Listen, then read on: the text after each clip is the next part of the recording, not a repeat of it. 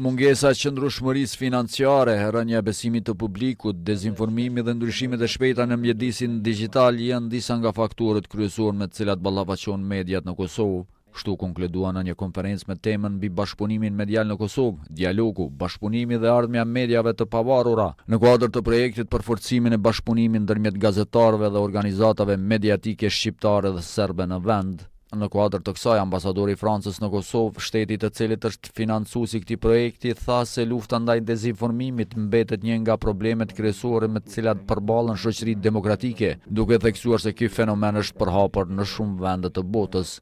Ne në mënyrë kolektive po përballemi me një luftë dezinformimi. Kjo nuk është diçka e re, por është shtuar gjatë dekadës së fundit dhe sot e shohim kudo. E shohim në Kosovë ku ka shenja të manipulimit të huaj, e shohim edhe në Shqipëri, e shohim në fushata masive të dezinformimit që lidhen me luftën në Ukrainë, e shohim në kontinentin afrikan dhe në shumë vende të tjera anë mban botës.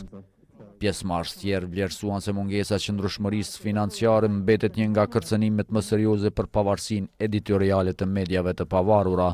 Këta gazetarë shpesh duhet të ndrojnë shumë shpesh mediat e tyre, pikërisht një prej këtyre arsyeve të mos qëndrueshmërisë financiare dhe nuk mund shumë prej tyre ta krijojnë një karrierë, ta nisin një karrierë. Për me qenë i pavarur është në një aspekt, në një anë që duhet me qenë në pozicion me qenë i pavarur financiarisht, nga aspekti ekonomik, edhe tjetra pastaj është me qenë si media me qenë i pavarur për sa i përket aspektit të profesionit, aspektit redaktorial.